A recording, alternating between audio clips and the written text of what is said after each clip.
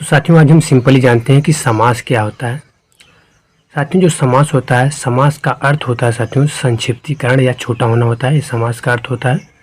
और इसी परिभाषा होती है साथियों कि जब दो या दो से अधिक पद अपनी विभक्तियों को छोड़कर एक नए संक्षिप्त पद की रचना करते हैं तो उन्हें हम समास कहते हैं। ठीक है, कहने का मतलब यह साथियों कि समास जो होता है, समास का अर्थ होता है संक्षिप्तीकरण यानी छोटा होना।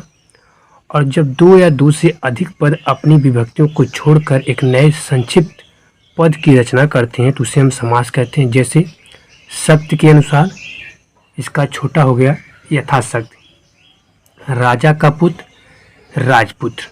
ठीक है, ये सब क्या है, ये सब समास के उदाहरण हैं।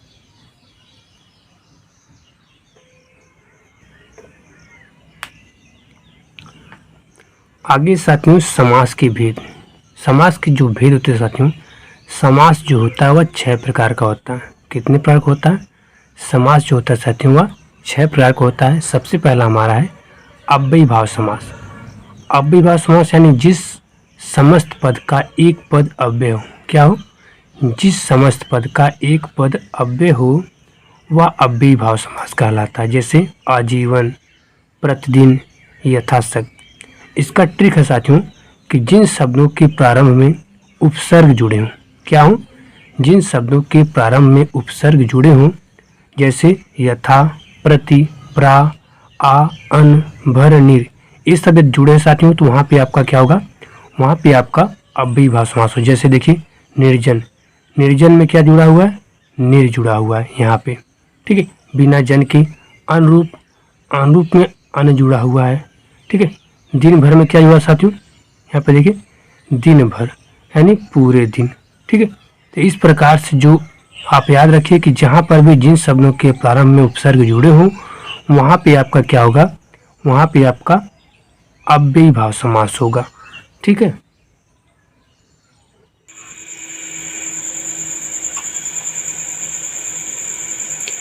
तो साथियों जो आपका कर्मधारय समास होता है, कर्मधारय समास को आप सिंपली कैसे पहचान सकते हैं कि जिस समास का पहला पद क्या हो? जिस समास का पहला पद विशेषण तथा दूसरा पद साथियों विशेष होता है वहां पर आपका कर्मधारय समास होता है। तो सिंपल सा आप याद रखें कि जिस समास का पहला पद विशेषण हो तथा दूसरा पद विशेष होता है वहां पे आपका कर्मधारय समास है। जैसे देखिए शुभ कर्म, शुभ है जो कर्म। ठीक है, चंद्रमुख यानी चंद्रमा के समान मुख। इसका सिंपल सा ट्रिक है साथियों, आप इसे सिंपल से ट्रिक के माध्यम से भी पहचान सकते हैं। और ट्रिक क्या है साथियों? तो इसका सिंपल सा ट्रिक यह है साथियों कि यदि समास विग्रह करने पर क्या हो? यदि जो है समास विग्रह करने पर बीच में है जो के समान शब्द आते हैं तो वहां पे आपका कर्मधारय समास होगा। सिंपल सी पहचान है कि जब आप समास विग्रह करेंगे तो बीच में क्या आएगा? बीच में के समान आएगा या फिर है जो शब्द आएगा तो वहां पे आपका क्या होगा? तत्पुरुष समास होगा। जैसे देखिए, जैसे यहाँ पे पहला उदाहरण आपका दिया है सत्पुरुष, और सत्पुरुष का जब हम समास विग्रह करेंगे तो आप क्या हो जाएगा? सत है जो पुरुष। यहाँ देखिए है जो बीच में शब्द आया हुआ है। इसी प्रकार से अगला उदाहरण है नील कमल यानी नीला है जो कमल। यहाँ देखिए बीच में आपका है जो शब्द आया है। इसी प्रकार से महात्मा यानी महान है जो आत्मा। अगला आपका अल्प ज्ञान यानी अल्प है जो ज्ञान। तो एक चीज आप ध्यान रखिएगा कि जब इस प्रकार से आपका समास विग्रह होगा, अगर समास विग्रह करने पर बीच में है जो और के समान शब्द आते हैं साथियों तो आपका वहां पे कर्मधारय समास होगा। ठीक है,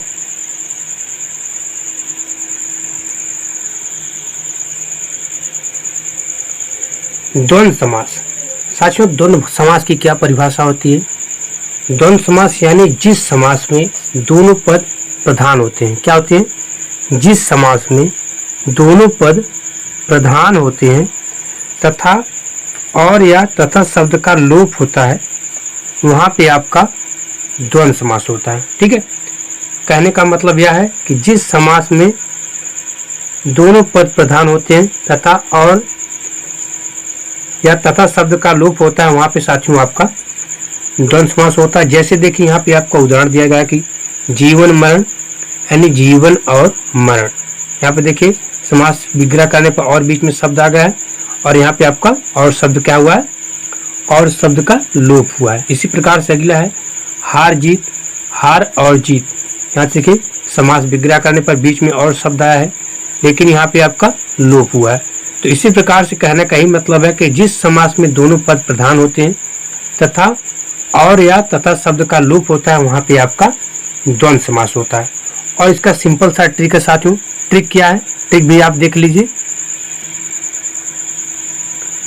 ट्रिक है साथियों कि योजक चिन्ह क्या हो, जब आपका योजक चिन्ह लगा हो और विग्रह करने पर, यानी आपका योजक चिन्ह भी लगा हो और समास विग्रह करने पर और तथा शब्द आए, यानी आपका योजक चिन्ह भी लगा होगा और जब समास विग्रह आप करेंगे तो वहां पे बीच में आपका और तथा शब्द आएगा तो आपका वहां पे द्वंद्व समास होगा। कैसे, जैसे देखिए यहाँ पे पाप पुण्य, यहाँ पे बीच में आपका योजक चिन्ह दिया है और जब इसका समास विग्रह होता है तो बीच में और शब्द भी आ रहे हैं जैसे पाप और पुण्य। इसी प्रकार से दूसरा आपका उदाहरण साथियों जल थल, यहाँ पर भी देखिए बीच में आपका योजक चिन्ह आया हुआ है और जब इसका समास विग्रह होता है तो जल और थल यानी बीच में और भी शब्द आ जाता है। तो कहने का तात्पर्य यह साथियों कि आपका योजक चिन्ह भी हो, यदि इस प्रकार से आपका योजक चिन्ह हो और इसका समास विग्रह करने पर बीच में और तथा और या तथा शब्द आए तो आपका वहां पे क्या होगा, आपको वहां पे साथियों द्वंद्व समास होगा। ठीक है।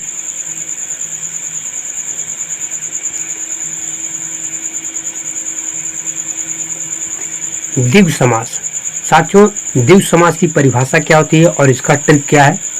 साथियों जहां पर भी आपका द्विगु समास होगा यानी जिस समास का एक पद संख्यावाचक विशेषण होता है, क्या होता है, जिस समास का एक पद संख्यावाचक विशेषण होता है साथियों वहां पे आपका द्विगु समास होता है। जैसे सप्ताह, चौराहा, त्रिफला, 10 अवतार, ठीक है, अष्टकोण आदि इस प्रकार से होंगे जो द्विगु समास के अंतर्गत आएंगे।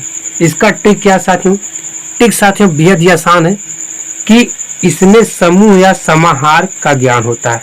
क्या होता है साथियों, जहां पर भी आपका द्विगु समास होगा वहां पे साथियों आपको समूह या समाहार का ज्ञान होगा तो आपका वहां पे क्या होगा, आपका वहां पे द्विगु समास होगा। जैसे देखिए यहाँ पे आपका उदाहरण दिया है दोपहर यानी दो पहरों का समूह, पंच पल्लव यानी 5 पल्लव का समूह, नवरत्न 9 रत्नों का समूह। इसी प्रकार से जहां पर भी साथियों आपको समूह या समाहार का ज्ञान होता है वहां पे साथियों आपका द्विगु समास होता है। कौन समास होता है साथियों, वहां पे आपका द्विगु समास होता है।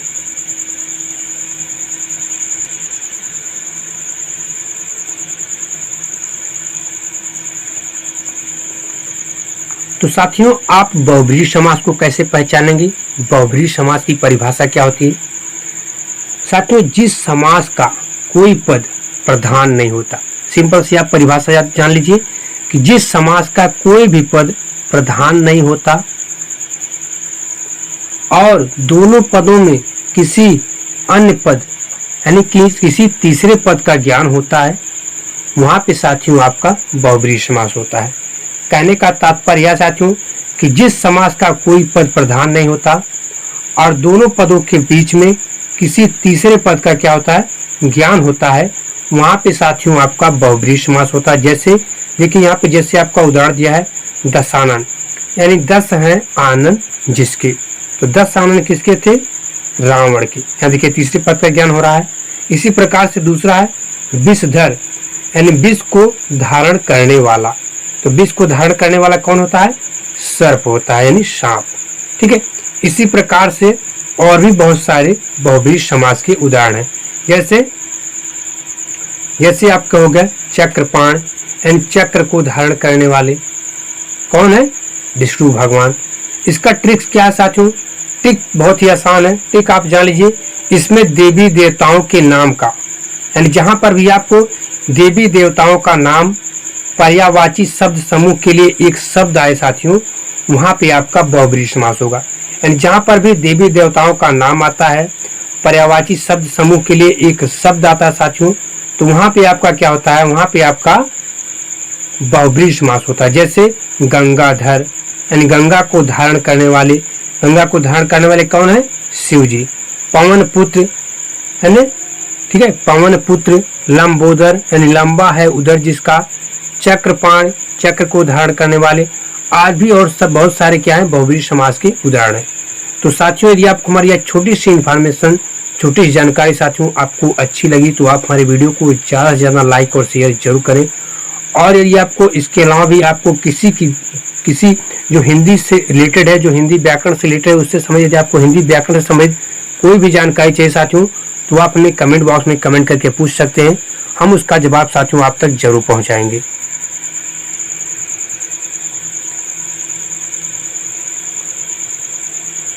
साथियों हम जान लेते हैं कि विग्रह का महत्व क्या होता है। यानी समास में तो विग्रह होता ही है, ठीक है, समास में जो भी उदाहरण होते हैं उनका विग्रह होता है। तो हम ये जान लें कि विग्रह का महत्व क्या होता है, विग्रह क्या होता है। साथियों जैसे देखिए यहाँ पे आपका दिया है पीताम्बर, क्या दिया है, पीताम्बर, यानी पीत है जो अंबर, तो इसमें क्या है आपका, इसमें आपका कर्मधारय समास है। यानी पीताम्बर, पीताम्बर को धारण करने वाले कौन है, श्री कृष्ण भगवान। तो यहाँ पे आपका बहुब्रीहि समास भी हो सकता है और कर्मधारय समास, दोनों समास हो सकते हैं। अगला पीत है अंबर जिसका अर्थात कृष्ण भगवान, तो इसमें आपका बहुब्रीहि समास भी हो सकता है और इसमें आपका क्या है, कर्मधारय समास है। तो विग्रह का यही महत्व है साथियों, ठीक है। जहाँ पे समास जो विग्रह होता है, चाहे समास विग्रह हो चाहे कोई और भी विग्रह हो, जैसे संध विग्रह भी आपका होता है, तो संध विग्रह आपका अलग होता है और समास विग्रह आपका अलग होता है, ठीक है।